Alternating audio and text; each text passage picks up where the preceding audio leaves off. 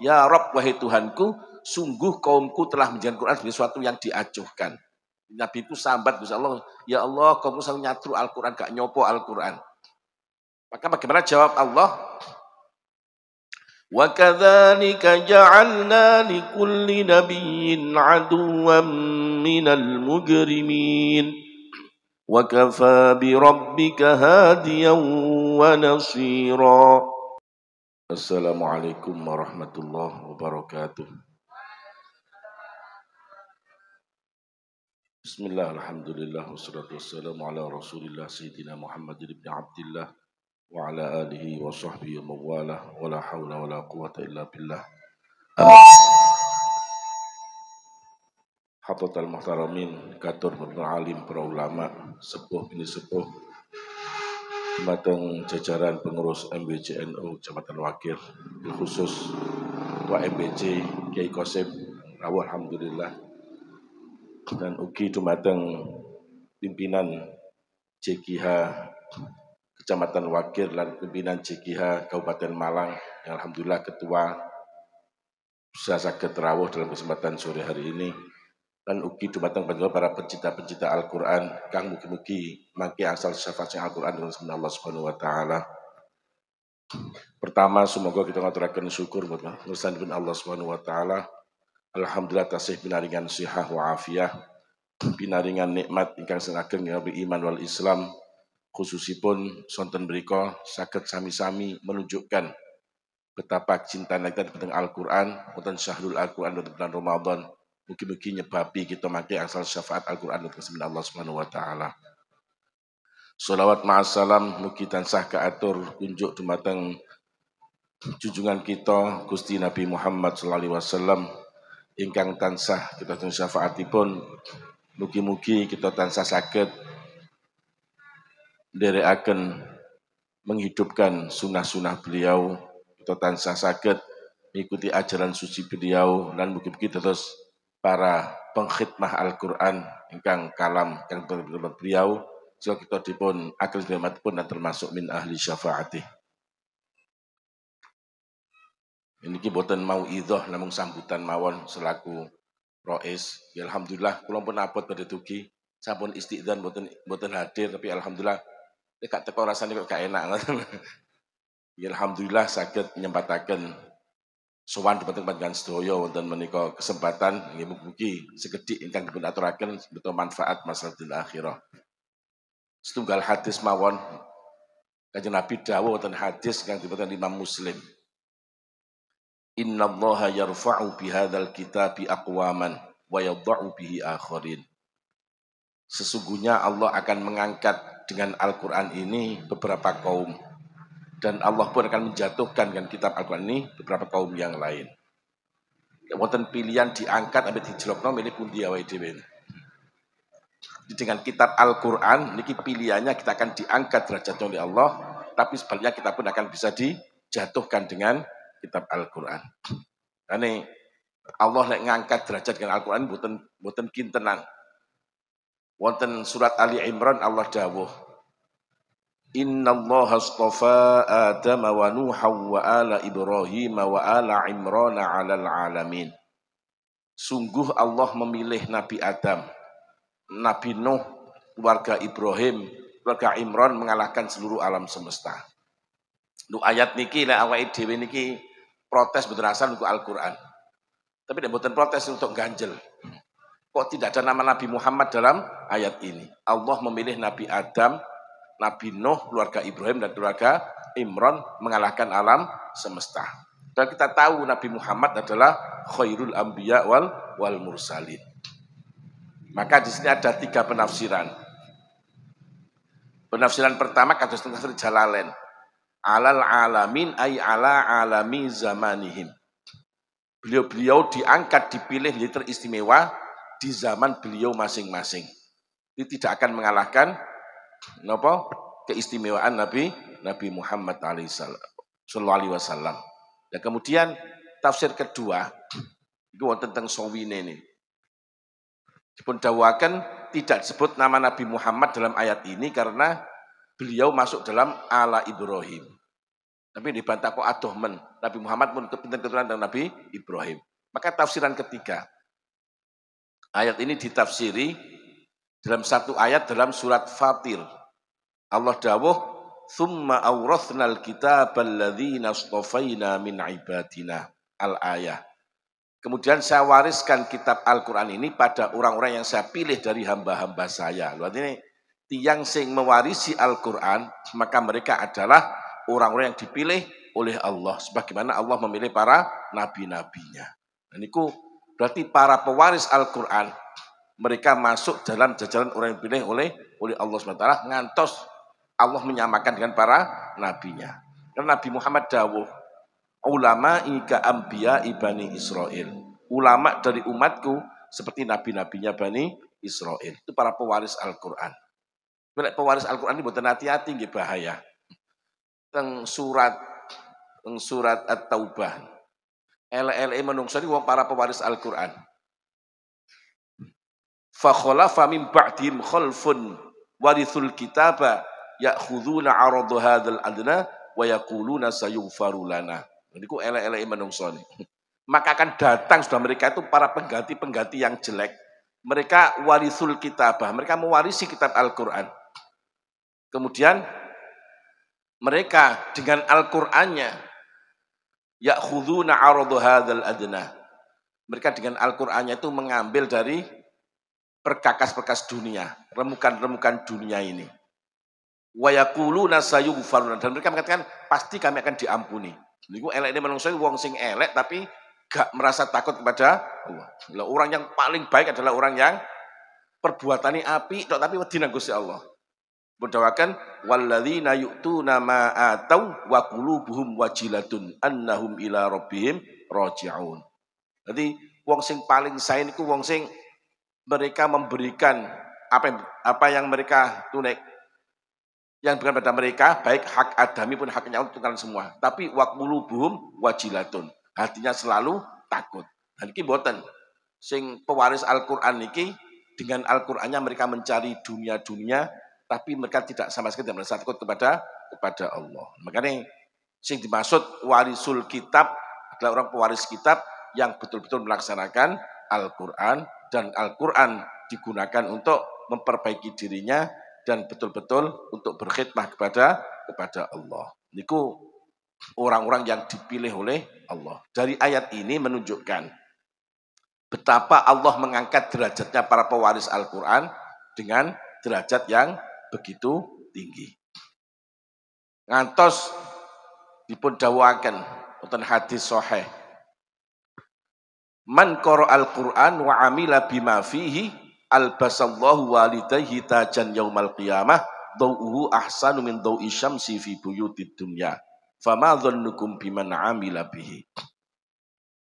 Kalau ada seorang anak yang hafal Al-Qur'an, qira'a dalam hadis semua artinya adalah hafal. Buktinya apa? Nabi dawuh iqra'ul Qur'an fa innahu ya'ti yaumal qiyamah syafi'an li ashabi. Untuk malih hadis dibacalah Al-Quran, baca tok mboten terus ashab harus menghafalkan. Karena Al-Quran menjadi syafaat bagi orang yang menghafalkan Al-Quran. Mboten malih hadis ini iqra'ul Quran fa innallaha la yu'adzibu qalban wa'a Al-Quran. Hafalkan Al-Quran karena Allah tidak akan menyiksa hati yang menyimpan Al-Quran. Nah, akhirih. Dan ini kalau ada seorang anak yang hafal Al-Quran, tapi betul apal tok dereng cukup. Wa amila bima fihi, dan dia mengamalkan apa yang ada di dalam Al-Quran. Di anak itu apal Quran, kelakuannya, akhlaknya, adabnya adalah dengan adab-adab Al-Quran. Maka albasallahu walidahi tajan yaumal qiyamah. Maka nanti Allah akan mengenakan mahkota kepada kedua orang tuanya di hari kiamat, yang mahkota ini lebih terang daripada terangnya matahari di rumah-rumah dunia. Bagaimana dengan yang mengamalkan itu? Artinya apa? Saat ini awake dhewe bondo, cinta tok pun cukup. Nek tengah hadis wong iqra'ul Qur'an fa innallaha la yu'adzibu qalban wa'al Qur'an wa inna hadzal Qur'an maktubatullah faman takhala fi fa wa amin wa man ahabbal Qur'an falyubshir. Kalau burine tok ini cukup mana? Jadi Hafalkanlah Al-Quran karena Allah tidak akan menyiksa hati yang menyimpan Al-Quran. Dan sungguh Quran ini perjamuannya Allah. Ini perjamuannya buka bersamaan pun luar biasa. Ini perjamuannya Allah. Maka barang siapa masuk dalam perjamuan itu, pasti dia akan aman sentosa. Lumbur ini paling enak. Barang siapa cinta Al-Quran, maka bergembiralah.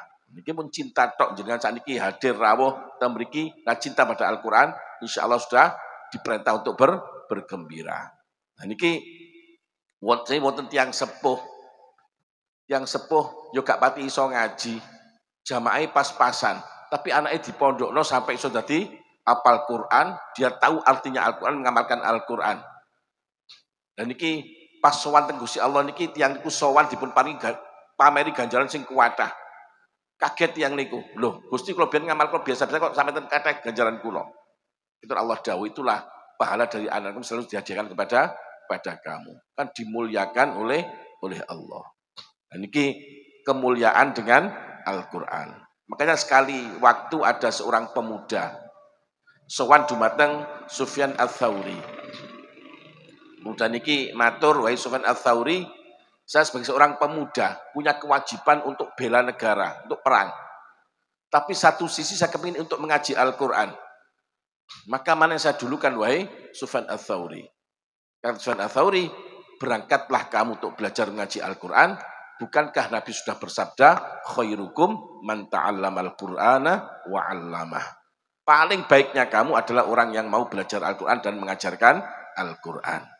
Boten ta'allama qiraat Al-Quran, boten ta'allamal Quran, mempelajari Al-Quran dengan segala seluk beluknya Al-Quran. Kemudian diajarkan itu. Itulah umat terbaik dari umatnya Nabi Muhammad.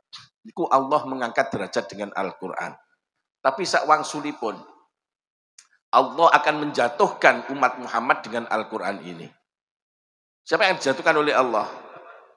Coba kita bersani wonten surat Al-Furqan awal juz 19. Allah dawuh, wa qala ar-rasul ya rabbi inna qaumi ittakhadhu hadzal qur'ana mahjura.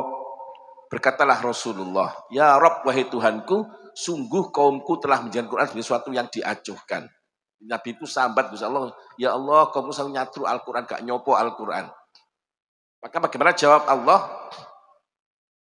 Wa kadzalika ja'alna likulli nabiyyin aduwwan minal mujrimin wa kafa bi rabbika hadiyan wa nasira. Demikianlah saya jadikan bagi tiap nabi musuh dari orang yang suka berdosa. Artinya apa? Wong sing nyatru Al-Quran itu adalah musuhnya Kanjeng Nabi. Wonten derajat sing luwih ndek malih dari itu. Allah menjatuhkan wong sing gak ngreken Al-Quran. Anake gak iso ngaji Quran mboten susah blas. Anake mondok ndek iki mondok Quran mboten kerasan gak susah blas. Kuwi anake gak munggah sekolah susah. Anake gak ranking susah. Penting pundi? Nah niki orang yang sudah kadang-kadang wong panten-panten wong Islam itu Quran teng pasar tuku mushaf. Kayak di Quran pasar kutukan gak tau diwaca blas. Wonten mboten to mriki. Lah itu wong nyatru Al-Quran. Niku sing gampang. Nek Ibnu Taimiyah iki medeni lek dawuh. Ibnu Taimiyah itu dawuh ngeten. Man lam yaqra'il Qur'an faqad hajarah. Wa man qara'al Qur'an wa lam yafham ma'anihi faqad hajarah. Wa man qara'al Qur'an wa fahima ma'anihi wa lam ya'mal bima fihi faqad hajarah. Nek merok tafsiran iki APD kabeh penyatru Al-Qur'an kabeh niki. Kata beliau, wong sing gak apal Quran berarti nyatru Quran. Wonten sing mboten apal to mriki. Kan musuh kabeh nih. Kemudian dikatakan barang siapa apal Quran tapi gak memahami maknanya. Wonten mboten to mriki. Ya kata berarti nyatru Al-Quran. Wong sing apal Quran memahami tapi amalnya padha mek sing liyane, termasuk nyatru. Makanya kita ikut penafsiran tadi di ayat tadi, faminhum zalimun li nafsih wa minhum muqtasid wa minhum sabiqum bil khairati biiznillah. Itu semua dalam pilihan Allah. Pokoknya pun sampai kita membenci Al-Quran. Sehingga wonten haflatul qiraah. Maka waduh iki ngrebeki kuping. Lah niku bahaya, itu adalah penyatru Al-Quran. Nah, karena itulah Kita cinta dumateng Al-Qur'an dan kita berusaha bagaimana kita menjadi sahibul Qur'an. Karena nanti ada satu fasilitas khusus bagi sahibul Qur'an. Wonten swarga ketika semua orang sudah masuk surga, iki ada dikatakan yuqalu li sahibil Qur'an iqra wartaqi warattil kama kunta turattilu fid dunya fa inna manzilataka inda akhiri ayatin taqra'uha. Nanti akan dikatakan ada sahibul Qur'an. Yang sing gak ada Al-Qur'an, yang sing berakhlak dengan akhlak Al-Qur'an, beramal dengan amal Al-Qur'an, memahami Al-Qur'an, didhawuhi khusus kan semua orang masuk surga didhawuhi khusus. Iqra, baca Al-Qur'an itu. Wartaqi dan naiklah kamu. Warattil dan tartilkanlah, kamu dulu selalu mentartilkan ketika di dunia. Maka kedudukan kamu atau pangkat kamu sesuai dengan akhir ayat yang kamu baca. Karena Imam Al-Haddad dawakan jumlah derajat dalam surga sebanyak jumlah ayat di dalam Al-Qur'an. Di sing apale mek jus 30 tok nggih munggah titik pun mantun mandeg. Napa sing apal mek kuliah mek kulhu tok nggih mek rong tingkatan. Tapi sing apale niki 30 juz dan dia mengamalkan. Tapi syaratnya kudu apal Quran, kedua macane dengan tartil. Nah, tartil itu apa? Tartil tajwidul huruf wa ma'rifatul wukuf. Tartil itu adalah mentajwidkan huruf-hurufnya dan mengetahui tempat-tempatnya wakaf. Meskipun apik macane cara wakaf itu enggak tahu, masih belum dinamakan tartil.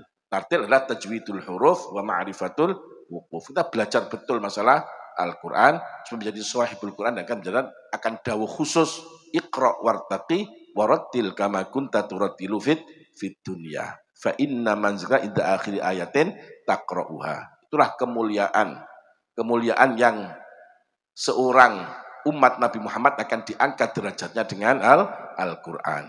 Dan juga kita akan tahu bagaimana Allah menjatuhkan orang-orang yang nyatru Al-Qur'an dijatuhkan dengan serendah-rendahnya oleh Allah. Ya wonten pilihan mesti awake dhewe milih wong normal, milih diangkat atau milih dijlokno. Mesti milih diangkat. Monggo kita gerakkan Quran bukan sekedar dibaca indah dan sekedar dihafalkan dan sekedar dimengerti, tapi Quran betul akan menjadi inspirasi dari kehidupan kita. Kita belajar Al-Quran, belajar makna Al-Quran, dan bagaimana kita menunjukkan bagaimana para ashabul Quran itu yang akan gelar dengan yuqalu li sahibil Quran. Kita niki kang saged kalau aturaken sekedhik mugi manfaat-manfaat salat nggih ngapunten di kondisi sampun istidzan kula pun mboten kondisi mboten pati sae nggih alhamdulillah barokah dungane panjenengan sedaya saged dugi wonten menika panggonan ingkang penuh berkah menika. Mugi keberkahan keberkahan Al-Qur'an, barokah Al-Qur'an teng donya kuburan ngantos wonten akhirat. Dungane kan Allahumma ja'alil Qur'ana lana fid dunya qarina. Quran di teman setia di bumi ini. Wa fil qabri munisa, menjadi penghibur kita nanti di kuburan. Yang paling penting wa fil qiyamati syafi'ah, dan jadi syafaat kita nanti di hari kiamat. Pun awake tanpa syafaat Quran, tanpa syafaat Kanjeng Nabi wis gak mungkin mlebu swarga. Karena kita tahulah kula panjenengan iki kata pundi ilinge Gusti Allah lali ning Gusti Allah. Kata pundi lek awake dhewe nglakoni maksiat ikhlas ngoten nggih. Nek nglakoni ketaatan wabot, trawe 20 ndang kapan ndang mari Ramadan iki.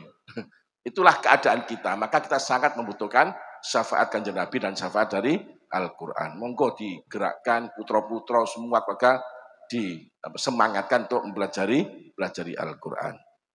Cekap semanten berkula akhul kalam ihdinas siratal mustaqim. Assalamualaikum warahmatullahi wabarakatuh.